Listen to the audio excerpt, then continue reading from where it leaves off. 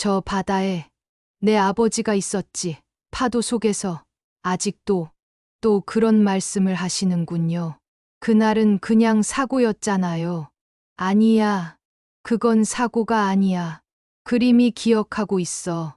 나는 잊어도 그림은 절대 잊지 않지. 붓이 움직이면 잊었던 얼굴들이 보인다. 물결이 번지면 사라진 목소리가 들린다. 그림은 내 마지막 기억의 방주야. 어머니의 최신작은 꼭 전시에 넣고 싶어요.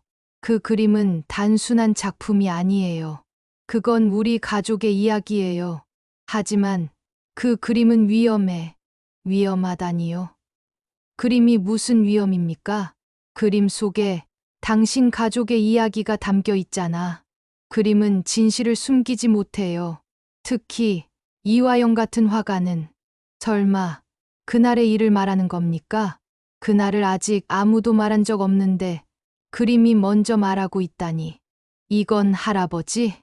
왜 그림 속에 혼자 계시지? 바다 위에 등 돌린 사람 그게 정말 할아버지라면 할머니, 왜 이런 그림을 남기신 거예요? 제가 어릴 때 물어봤잖아요. 바다에서 무슨 일이 있었냐고. 그때마다 웃으면서 괜찮다고만 하셨죠. 그런데 그림은 거짓말을 못하네요. 서연아, 내가 알아야 해.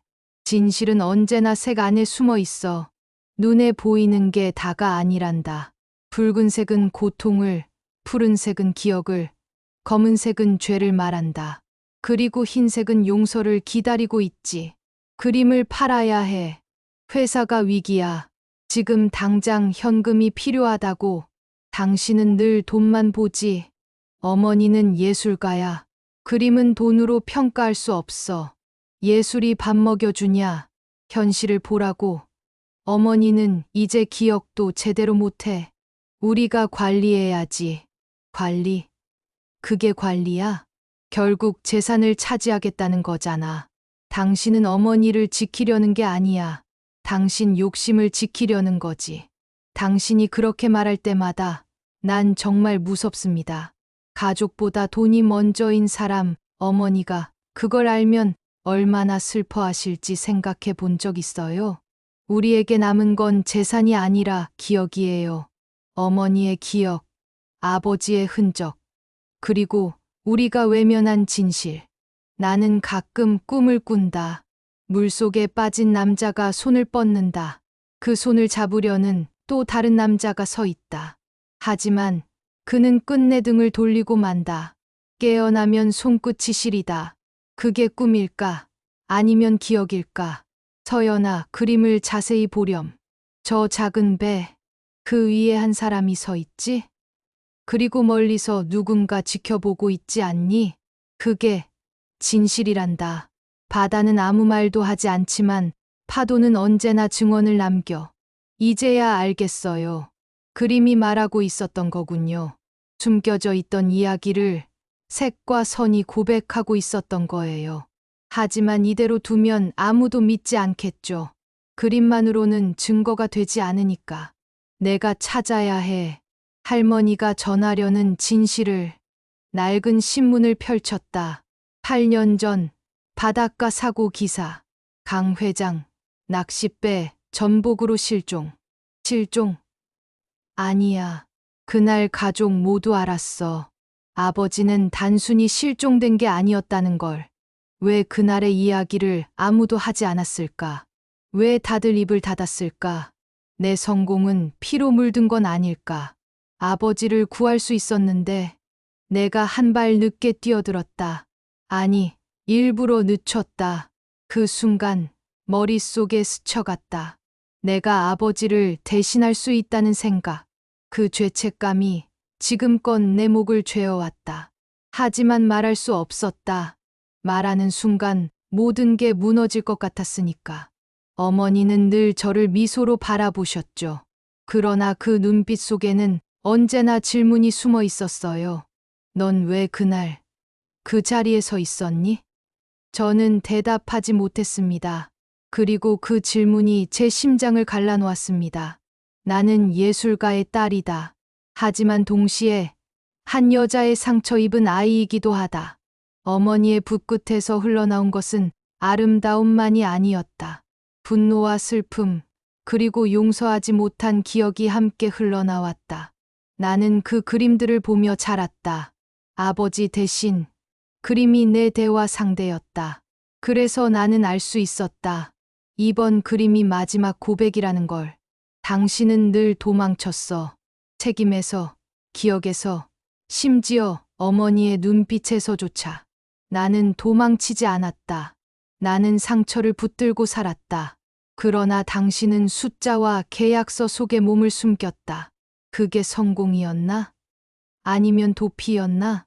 우린 같은 날 같은 아버지를 잃었는데 왜 이렇게 다른 길을 걷고 있는 걸까?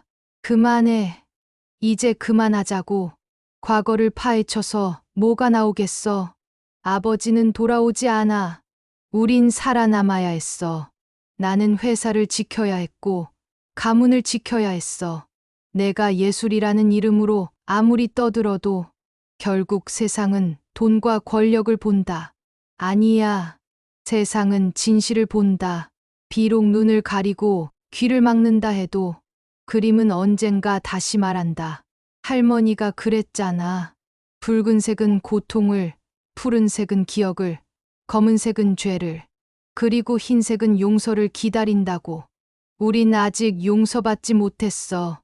아버지에게도, 할머니에게도, 그리고 우리 자신에게도. 내가 그날 손을 잡았더라면, 내가 단 한 발 더 내딛었더라면, 아버지는 지금 여기 계셨을까?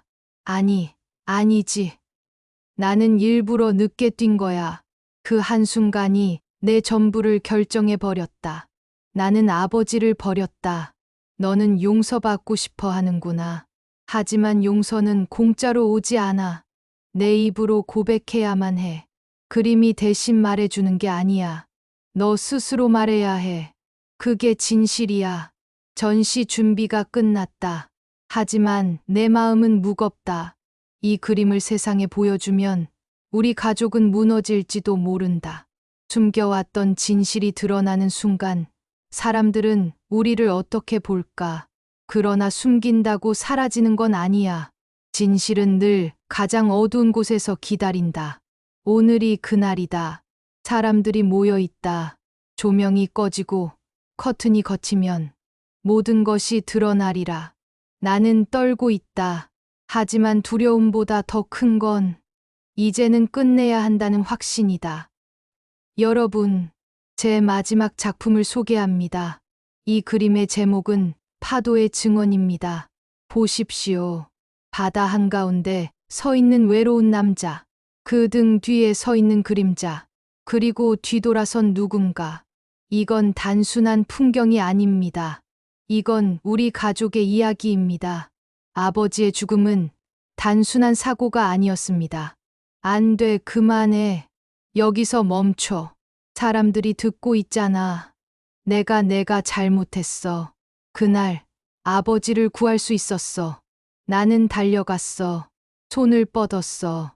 하지만 그 순간 머릿속이 하얘졌다. 내가 잡으면 나는 끝이다. 내가 잡지 않으면 나는 새 길을 얻는다. 그 찰나에 나는 등을 돌려버렸다. 어머니, 이제 말할게요. 저는 그날 아버지를 버렸습니다. 그리고 그 대가로 지금까지 성공을 거뒀습니다. 하지만 단 하루도 행복하지 않았습니다. 이제야 깨달았습니다. 아버지를 버린 건 결국 저 자신을 버린 거였다는 걸. 내가 드디어 입을 열었구나. 그림은 내게 길을 열어주려 했던 거야. 너를 무너뜨리려는 게 아니었어. 용서는 내 안에서 시작되는 거란다. 누나, 이제 알겠지? 내가 왜 침묵했는지, 내가 왜 이렇게 집착했는지. 나는 두려웠어.